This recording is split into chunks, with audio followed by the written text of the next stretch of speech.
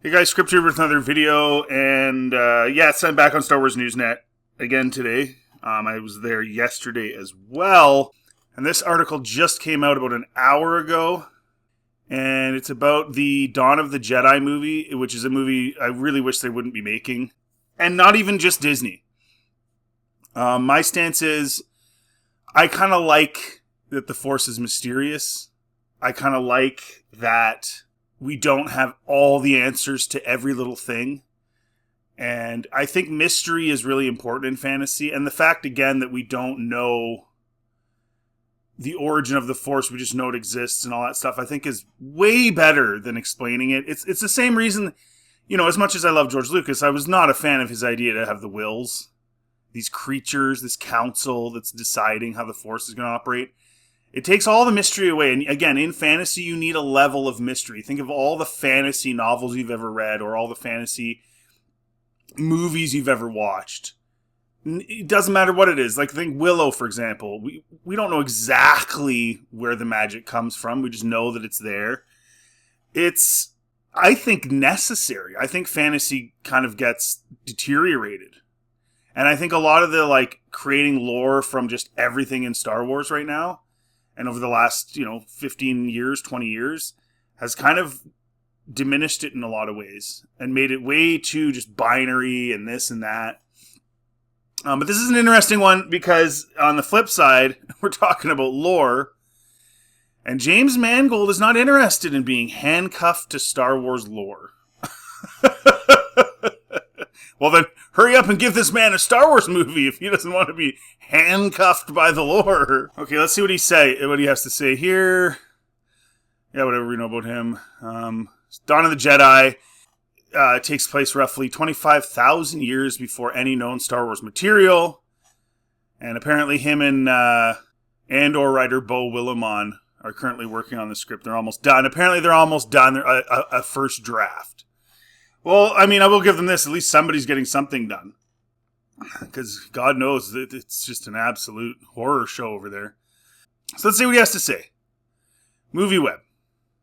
Talk to Mangold. He says, part of the reason the Star Wars movie would be taking place 25,000 years before any known Star Wars movies that take place is because it's an area and a playground I've always wanted to explore and that I was inspired by as a teenager. But also, I'm not that interested in being handcuffed by so much lore at this point that it's almost immovable and you can't please anybody. So, I'm trying to make sense of this. Taking place 25,000 years before any known Star Wars movies take place, because it's an area and a playground I've always wanted to explore and I was inspired by. Well, what were you inspired by? What were you inspired by, James? Like, the Dark Horse comics? Were you a teenager when those came out? The Dawn of the Jedi Dark Horse comics? How old are you? Is that what you're inspired by? And if that's what you're inspired by, then there is lore. So, either you're inspired by those Dark Horse comics, because there isn't any other 25,000 year before stuff, and even if there is, if you are inspired by that, then there is lore. Otherwise, you're not inspired by anything because it doesn't exist. You see what I'm saying? So he's like, I've been inspired as a teenager by the 25,000 years before anything, and I'm not interested in being handcuffed by lore. So what were you inspired by then? Just your own thought that you didn't have to abide by any lore? And then he says, I'm not interested in being handcuffed by so much lore at this point that it's almost immovable and you can't please anybody. The microphone might have just picked up my neighbor going by in a snowmobile. Sorry about that. You can't please anybody. This is another really, really large load of bantha fodder that these guys always say, oh, you can't please everybody. Somebody's always mad. That's absolute crap. The people who don't care about the lore, like the people who like the sequel trilogy, the people who like a lot of the things Disney's done that break lore, like Acolyte and stuff, they don't care what you do. Clearly, because you can break lore and they're still happy. So it doesn't matter what you do. In other words, you could just follow the lore, and they would still be happy with that too, because they'll just gobble up anything, because they don't think, they just consume. So the option you have is follow the lore, which is immovable, which means it's super easy. You don't have to think too hard. And all those other people will just fall in line anyway, because they're going to gobble up anything you put out anyway, so you might as well just follow the lore. What a concept. But this is the excuse they make. They're already preemptively making excuses. And he should know full well there is lore. EU lore to this.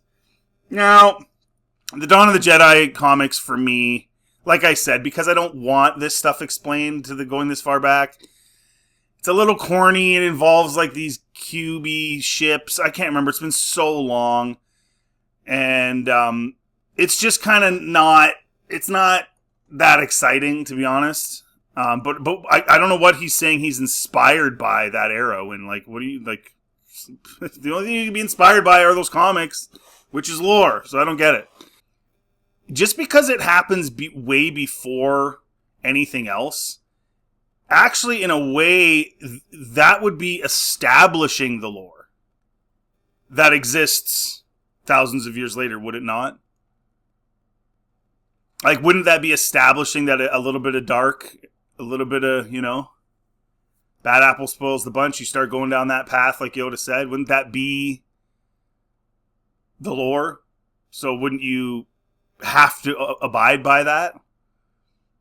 That if you have a character in this show or this movie and they end up going down the selfish path, that they end up as Darksiders or Sith or whatever, wouldn't you kind of have to? Because this is what would establish the later lore. So it's not like you can just not adhere by it, right? So he's making kind of a very stupid claim. Here's another one for you. He says, success is never guaranteed, but the reality is that the way to get most people to agree is to move them, to somehow find the humanity in a situation. Whether it's a mega franchise or a smaller dramatic movie, whatever they are, usually the movies you remember are the ones that move you. Well, yeah. Yeah. Correct. That is correct. I'm glad he's got that side of it, That's one of the things really lacking in Star Wars the last number of years. There's nothing to move you. No one's inspired by characters like Rey who just get everything and do everything without any problems. There's nothing inspirational. There's nothing human about that. Nobody lives like that. Unless I guess you're like maybe J.J. Abrams grew up in a super rich family and he never had to face the music either. I guess. I don't know. But for the average person, that's not human at all. So, okay, so you get that side of it. Hopefully that means whatever you're writing, you're going to have some sort of growth and development and humanity and interesting things going on. The ones that leave you cold, even if they're clever, even if they're spectacular, even if they're dazzling, somehow just become replaced by the next dazzling object the next year. That's 100%. Yeah, he's dang well right on that.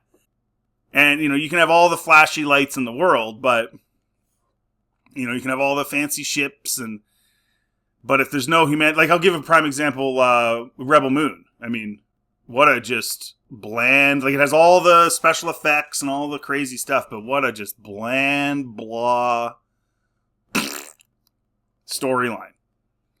It's the feelings, it's the feels, right? That truly defines how we feel about these movies and whether we care to visit them again. Okay, so are you going to make good characters that we want to see in this Dawn of the Jedi movie? And if you don't follow the Dark Horse lore, which you're not going to, I already know that, there are going to be EU people that are mad. That's just the way it is. I'm not saying you have to or you should. I would rather you don't make this at all. But there are going to be EU people that are like, hey, you didn't follow the proper thing. Just like they have with other things. Personally, I think, for me, some of the small stuff I don't really care that much. But what they're doing with Thrawn and then what they're doing with what they did in the sequels with Darth Vader's grandchildren, to me that was brutal. Like those were things that needed to be in there, and even George said that to JJ in an interview, which I have put the clip in other videos. I'm not going to search for it right now.